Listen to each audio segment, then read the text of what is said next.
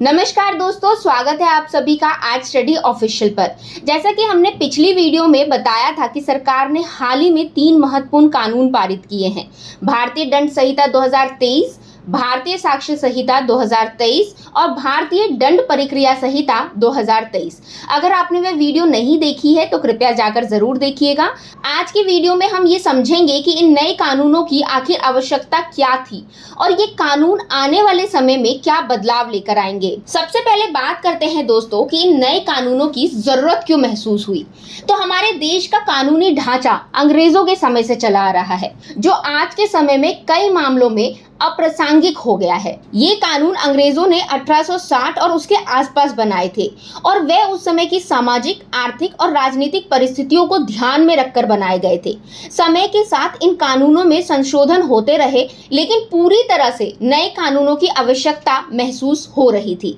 इसका मुख्य कारण ये था कि हमारे समाज में, तकनीक में और अपराधों के स्वरूप में बड़े बदलाव आए हैं। इंटरनेट और साइबर क्राइम, आर्थिक अपराध और आतंकवाद जैसे नए प्रकार के अपराधों से निपटने के लिए पुराने कानून अपर्याप्त साबित हो रहे थे। दोस्तों, केंद्रीय कानून मंत्री अर्जुन राम मेघवाल ने बताया कि प्रौद्योगिकी और फोरेंसिक विज्ञान के क्षेत्र में हो रहे विकास को देखते हुए ये तीनों कानून आवश्यक है। इन कानूनों का मुख्य उद्देश्य देश की जनता को शीघ्र और प्रभावी न्याय प्रदान करना है।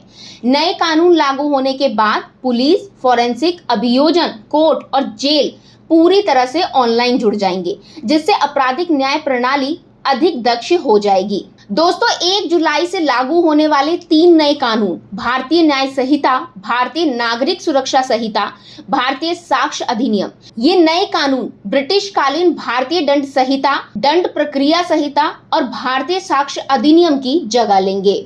अब सवाल उठता है कि एफआईआर किस कानून में दर्ज होगी। तो नए कानून लागू होने के बाद भी कुछ समय तक घालमेल बना रहेगा। 1 जुलाई से पहले घटित अपराधों की एफआईआर भारतीय दंड संहिता यानी कि आईपीसी के तहत ही दर्ज होगी, चाहे एफआईआर 1 जुलाई के बाद ही क्यों ना दर्ज कराई जाए। लेकिन केस की जांच और अदालती कार्यवाही में नया कानून ही लागू होगा। इस तरह के मामलों में अदालतें प्राविधानों की व्याख्या करके कानूनी पेचदंगियों को तय करेगी। दोस्तों, जो एफआईआर 1 जुलाई के बाद दर्ज होगी वे भले ही आईपीसी में दर्ज हुई हो, लेकिन प्रक्रिया नया कानून ही तय करेगा। यानी मामले की जांच, चार्जशीट और अदालती कार्यवाही की प्रक्रियाएं नए कानून भारतीय नागरिक सुरक्षा संहिता के प्रावधानों के मुताबिक ही होगा। अब बात करें दोस्तों जमानत के नियम की, तो नए कानून के तहत जमानत की प्रक्रिया भी कुछ हद तक बदलती है। अदालतें अब जमानत अर्जी पर विचार करते समय देखेंगे कि अभियुक्त जिस अपराध में जमानत मांग रहा है वह अपराध आईपीसी में जमानती है या गैर जमानती। लेकिन दोस्तों, जमानत देने की प्रक्रिया में नया कानून लागू करेंगे। अब बात करते हैं दोस्तों डिजिटल बदलाव की। तो दोस्तों, नए कानून लागू होने के बाद आपराधिक न्याय प्रणाली फाइलों के बोझ से मुक्त हो जाएगी। सभी प्रक्रिया अब ऑनलाइन होंगी, जैसे कि ईएफआईआर। अब आप किसी भी थाने में देश भर में कहीं भी हुए अपराध में एफआईआर दर्ज करा सकते हैं। इसके बाद ई प्रोसिक्यूशन।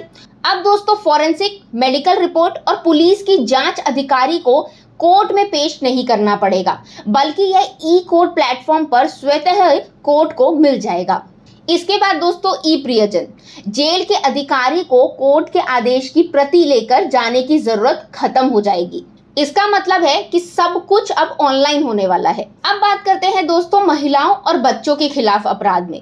तो नए कानूनों में महिलाओं और बच्चों के खिलाफ होने वाले अपराधों की जांच को प्राथमिकता दी गई है। सूचना दर्ज होने के 2 महीने के भीतर जांच पूरी होनी चाहिए।